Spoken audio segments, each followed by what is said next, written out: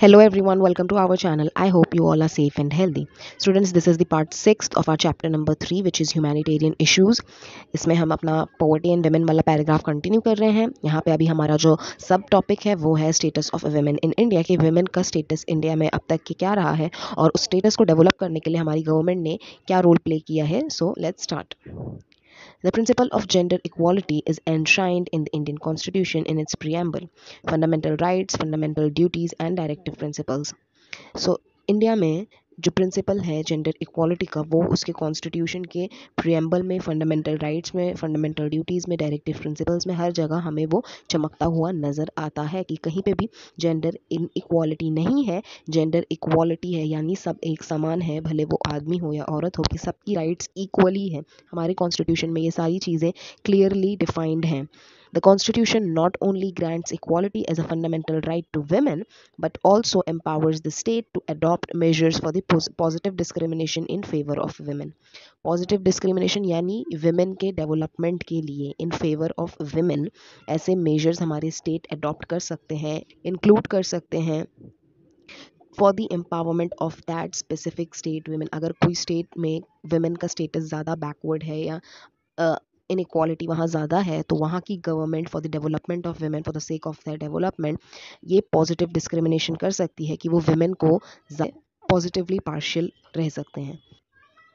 Despite this women continue to face discrimination. इसके बावजूद इतनी सारी चीज़ें जो है गवर्नमेंट की तरफ से, कॉन्स्टिट्यूशन की तरफ से प्रोवाइड करने के बावजूद इंडिया में women जो है वो डिस्क्रिमिनेशन फेस करती हैं. Some of the important gender related issues in Indian context are as follows. अब इंडिया में किस किस कंटेक्स्ट में women को डिस्क्रिमिनेशन फेस करना पड़ता है, आइए वो देखते हैं. So the first context where women face discrimination is economic inequality, yani in terms of money, in terms of job. The major problem that India faces is a high level of male female wage gap, yani male और female का wage gap काफ़ी रहता है. For the similar post, for the exact same post, women lesser than the men. यानी अगर मेरे पास एक जैसी दो जॉब्स हैं, ये मेल है ये फीमेल है, अगर मैंने मेल को हायर किया है तो उसके लिए मैं उससे ज़्यादा पे कर रही हूँ, वेरास अगर वो फीमेल है तो ऐसा देखा जाता है हमारे इंडिया में कि वो एज़ कम्पेयर टू मैन कम पेड हैं.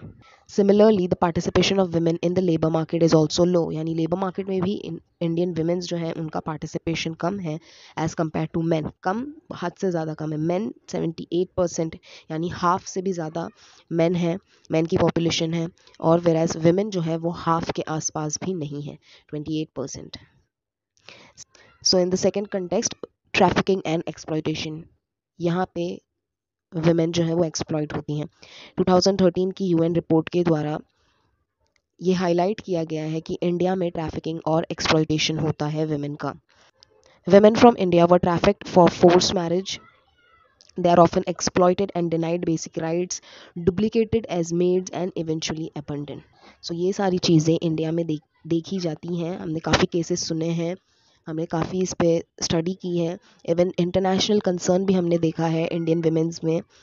हमने इंटरनेशनल कंसर्न भी देखा है बड़े बड़े ऑफिशियल्स और ऑर्गेनाइजेशन का, जैसा कि 2013 में UN office on drug and crime report ने ये हाईलाइट किया कि जो इंडिया में फ़ीमेल है यहाँ पे ट्रैफिक्ड होती है, यहाँ पे फोर्स मैरिजेस होती हैं, यहाँ पे वुमेन को एक्सप्लॉइट किया जाता है एक लेबर, एक मेड की तरह डुप्लीकेट करके, और कभी कभी तो अबेंडन, वो बिल्कुल उनका कोई अता पता भी नहीं चलता है कि वो जिंदा है या मर गई. तो ये सारी चीज़ें इंडिया में देखी जाती हैं.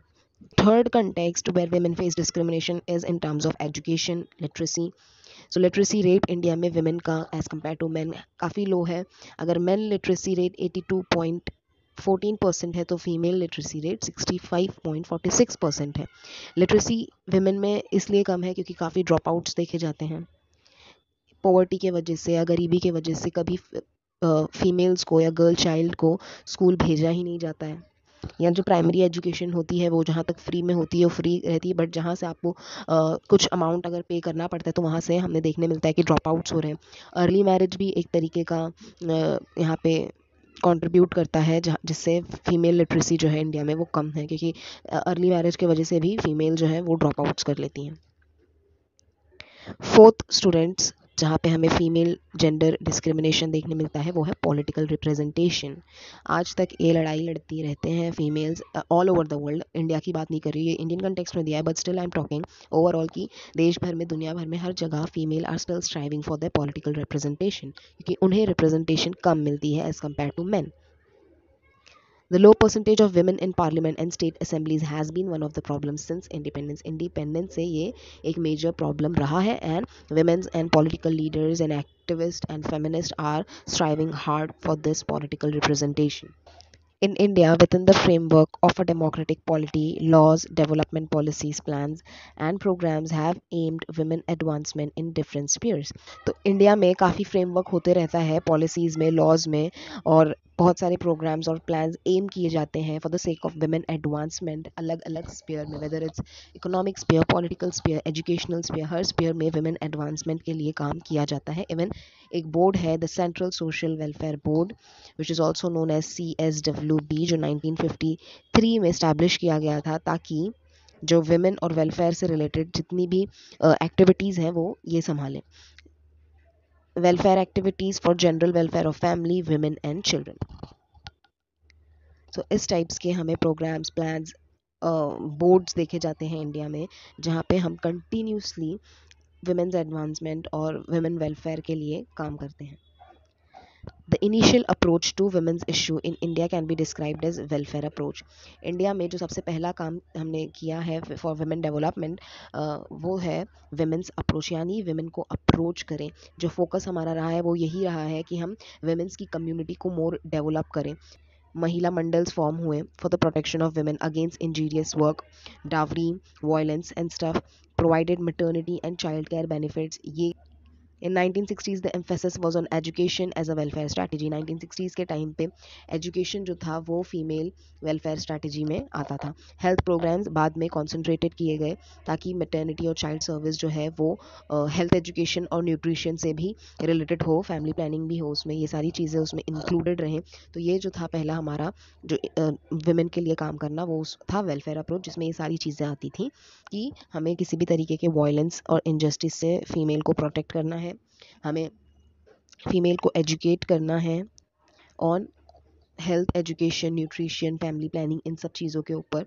सो ये एक वेलफेयर स्ट्रैटेजी थी जो वुमेन को हमने एडुकेट की इन द इनिशियल स्टेज। उस स्टेज को हम डिस्क्राइब करते हैं वेलफेयर अप्रोच।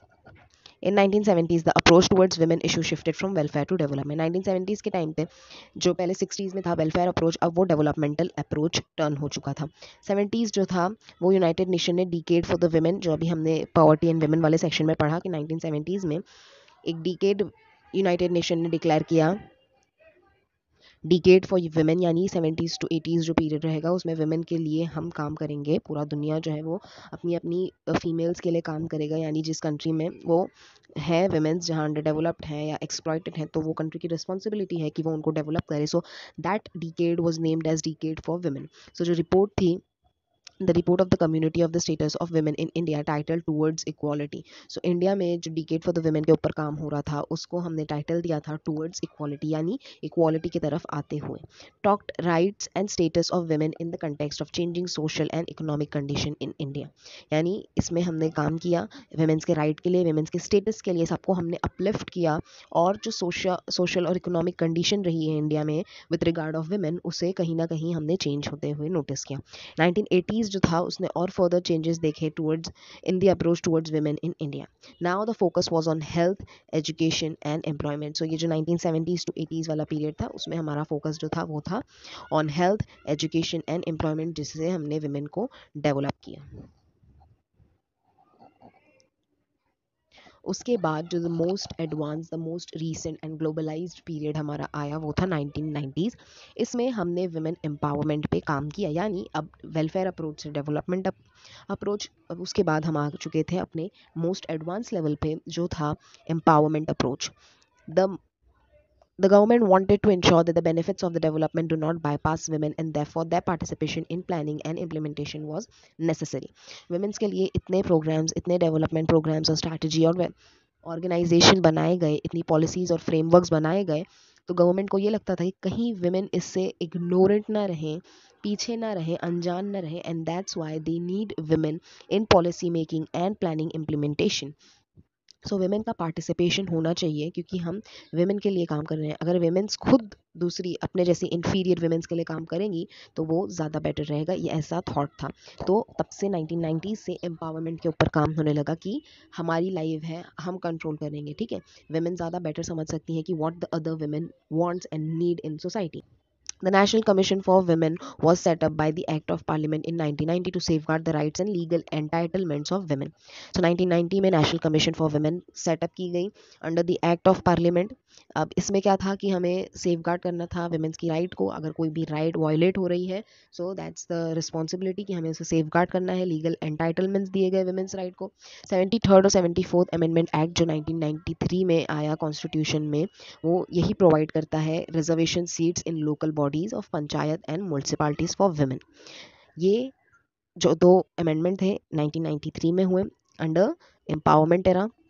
तो इसमें क्या था कि पॉलिटिकल रिप्रेजेंटेशन मिला वेमेन को, जिसमें पंचायत में और म्यूनसिपालिटीज़ में वेमेन को रिजर्वेशंस मिलने लगे कि इतनी जो सीट्स हैं इस पे कोई भी आएगा लेकिन जेंडर में वो फीमेल ही रहेगी, ये रिजर्व्ड है फॉर फीमेल, यहाँ कोई मेल के चांसेस नहीं है।